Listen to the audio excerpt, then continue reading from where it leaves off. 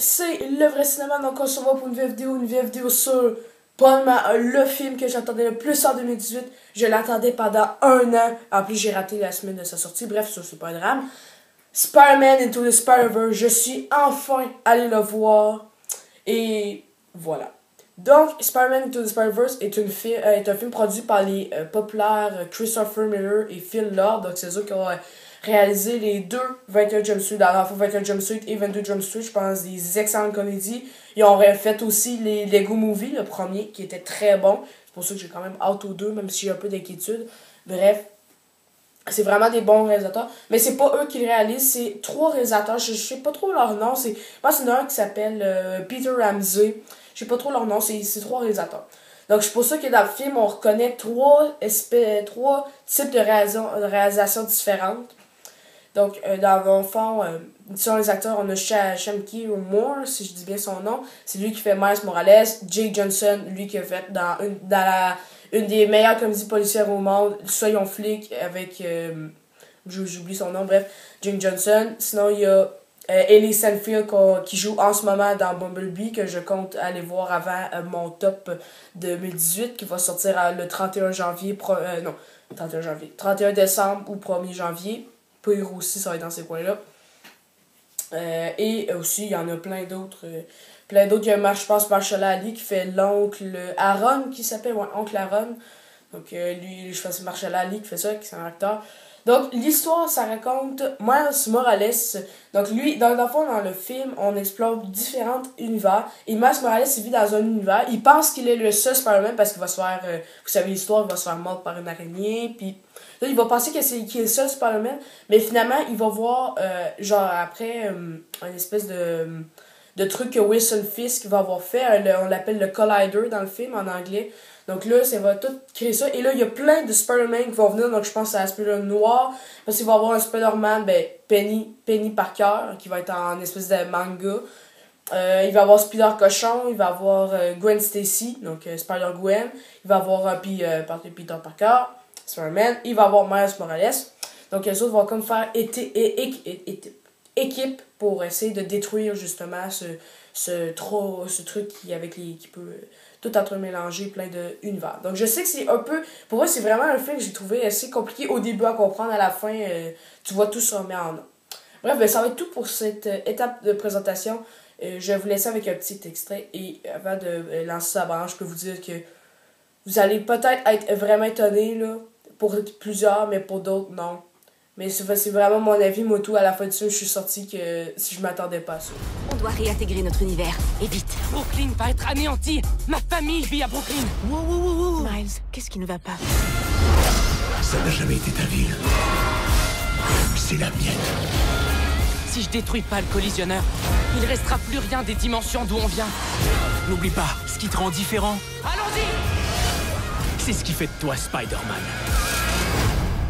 Monsieur l'agent, je vous aime. Attends, quoi? Bon, qu'est-ce que j'en ai passé de Spider-Man Into the Spider-Verse? Eh bien, pour moi, je ne mens pas.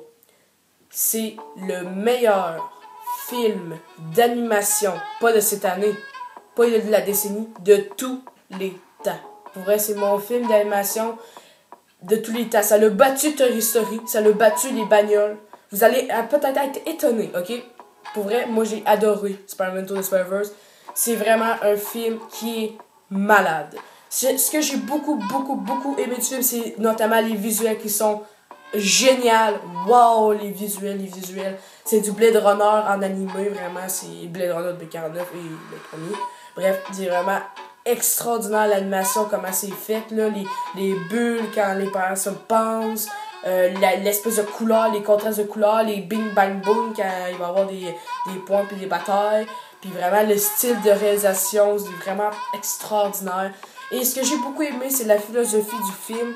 Peut-être que vous n'allez pas comprendre là, c'est qu'on mélange l'humour, l'action et les émotions tout ensemble, on le shake et on est capable de disperser un bon moment pour l'action, un bon moment pour l'humour et un bon moment pour les émotions. Et vraiment, les moments d'émotion, c'est ça qui est venu me chercher vraiment. Parfois, c'est vraiment émotif comme film. C'est vraiment un film qui est venu beaucoup me chercher, beaucoup plus de films qui méritaient, qui qui avait peut-être plus besoin de faire face à l'émotion, qui forcément le faisait pas. Bref, vraiment, j'ai beaucoup aimé le côté philosophie. On parle beaucoup de la famille, de la famille, surtout de l'entraide. On parle beaucoup de ça, surtout de la famille dans ce film-là, vraiment. L'amitié, tout. Et j'ai vraiment l'humour, j'ai pas été... Comme beaucoup de gens ont dit que vraiment ils sont sortis de la salle quand même assez très drôle. Genre, on avait trouvé le film peut-être drôle. Moi, j'ai pas trouvé le film assez drôle. Il y avait quand même des bonnes blagues. C'était quand même drôle parfois, par moment. Mais j'ai pas hurlé de rire, ok? Je pense qu'il y a beaucoup de gens qui ont... selon tous les commentaires que j'ai vus, parce que je sais, j'ai comme vu en retard le film, tout le monde l'a vu. Là. Tout le monde disait que c'était drôle. Mais moi, j'ai pas trouvé ça drôle. J'ai trouvé ça drôle. Selon les moments d'action, les scènes d'action sont magiques, vraiment très bonnes. Là, on va parler de la réalisation. La réalisation est très spéciale. Donc, on va retrouver une espèce de réalisation plus en plan, plus d'auteur. Vraiment des plans, vraiment bien pensés. Après ça, on va avoir plus un autre réalisateur qui va faire beaucoup d'action, qui va faire jouer beaucoup comme ça. Et il va en avoir beaucoup d'autres il va en avoir un autre qui va jouer plus sur les émotions. Donc, c'est vraiment 3 styles de réalisation qui vont comme ça un peu se mélanger ensemble, ils vont faire comme une belle pâte. Parce que vraiment, les 3 ensemble, ça fait vraiment une très bonne réalisation. Là. Des fois, on a des plans très beaux. Des fois, l'émotion est parfaite. Les scènes d'action sont très bonnes, très bien filmées. Donc, c'est ça que j'ai beaucoup aimé, cette réalisation-là. Vraiment, ça fait une des réalisations les plus belles de cette année. Vraiment, comment ça a été mâché ensemble, les 3 styles de réalisation, là. Quand ça a été mâché, puis donné, c'était vraiment magique. Les acteurs, nous autres au Québec, on n'a pas eu de problème de doublage français avec Kipambe, là, je me souviens plus son nom, les joueurs de soccer, tous nous autres, on n'a pas eu ce problème-là. Nous, notre doublage était correct, c'est du doublage québécois, c'est pas on dit pas des mots vulgaires comme québécois comme Goon et Snapchat, là, non. C'est un doublage normal français, qu'on comprend, qui est lisible. Tu sais, les Français, je pense que, notamment, je fais référence à Gamer du cinéma, j'ai écouté sa critique au complet, et il avait haï à mort le doublage français de France, et vraiment, il l'avait pas aimé. Nous autres, on n'a pas ce problème-là. Une chance. Mais je pense que j'aimerais ça le réécouter en anglais, parce que j'aimerais ça entendre les vraies voix des acteurs, comme Jake Johnson, là. J'aimerais ça entendre sa voix pour de vrai, parce que c'est un très bon acteur, beaucoup le sous-estiment. Et sinon, côté scénario, comme je vous avais dit, c'est vraiment bien fait. Je trouve que c'est, notamment à cause de ça, c'est le meilleur Spider-Man. C'est difficile à dire parce qu'on va prendre beaucoup des codes linéaires des Spider-Man de Sam Raimi. On va beaucoup s'approcher de ceux-là. On va comme oublier les Amazing Spider-Man et le Homecoming qui est sorti. Qui était, pour moi, le Homecoming était le meilleur film, le meilleur Spider-Man que j'avais vu avant que j'ai vu le 2. Et là, maintenant, avant que j'ai vu Spider-Man to the Spider-Verse. Bref, vous me comprenez. On va pas beaucoup prendre des codes linéaires du 2e, surtout. On va beaucoup s'inspirer du 2 et du 1er.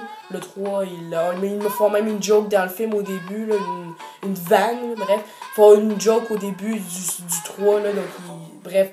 On va voir vraiment l'intérêt du 3. Non, c'est pas vrai. On va beaucoup s'inspirer des Spider-Man, surtout le 2. Parce que le 2 était plus émotif, il était plus moral.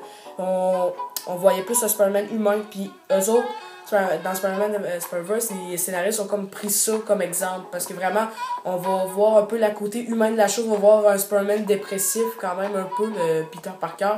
Je vous explique pas, parce que dans le fond, ils font une espèce de récap de tous les héros qu'on va voir au film. Ils vont faire comme une espèce de petite récap une mini-histoire. Là, c'est pas une grosse histoire comme on peut voir, par exemple, dans le film de Quentin Tarantino. Bref.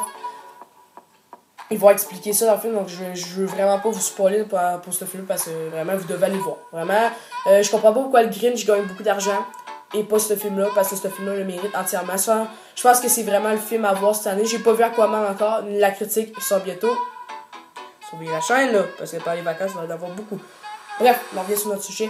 Je trouve que vraiment c'est beaucoup humain, on va avoir beaucoup d'émotions et j'ai pas assez proche d'avoir les larmes, je n'ai pas eu les larmes, j'ai pas assez proche. Mais vraiment, c'était très, très beau. Le message était très beau. Les personnages. Est-ce que je vais vous parler des personnages? Comment ils sont tous attachants? Même moi, j'ai pas eu de la misère avec Spider Cochon. Beaucoup avaient dit que il est comme un peu innécessaire. J'avoue, il est pas très nécessaire. Mais je pense que Spider Noir et Penny Parker sont pas très intéressants non plus. Mais on s'attache pareil à eux.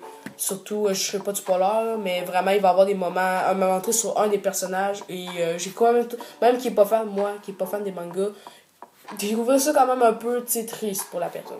Bref, on s'attache quand même toute à la personne, même s'il y en a beaucoup les secondaires, là, Spider-Gwen, Spider-Man, Peter Parker et Miles Morales sont plus mis de l'avant que les autres, mais les autres aussi ont quand même leur petit moment un peu à eux et on va être bon pour s'attacher à eux, même s'ils font pas nécessairement grand chose dans l'histoire.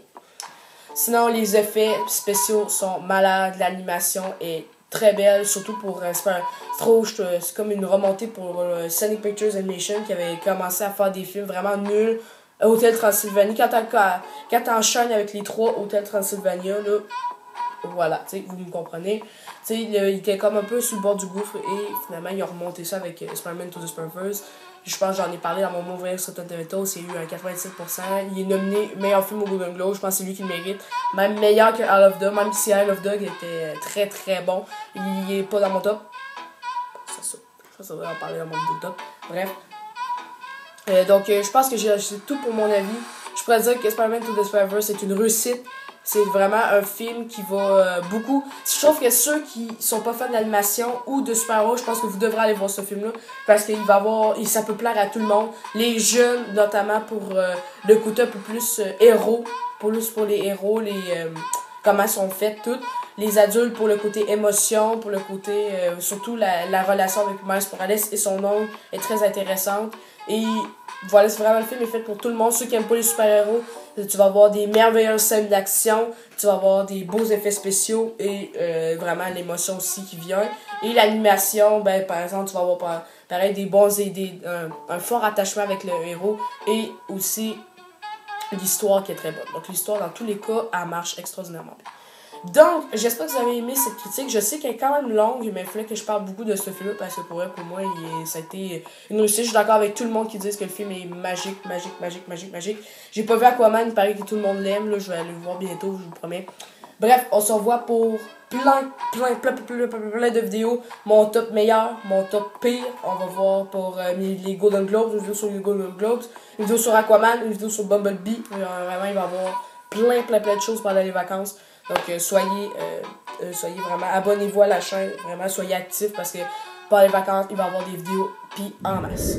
Donc, j'espère que vous avez aimé cette vidéo, j'espère que vous avez passé un bon moment à la regarder. Si oui, n'oubliez pas de mettre le petit pouce vers le haut, petit pouce bleu. Et sinon, n'oubliez pas de partager. Allez vous abonner à mon Instagram, FLeclair18, c'est là que je mets toutes les stories, je vous fais voter pour des vidéos, je vous demande de partager mes vidéos, bref, j'annonce toutes mes vidéos là-dessus, allez vous abonner, et puis j'espère, et on se revoit pour une prochaine vidéo, ciao ciao!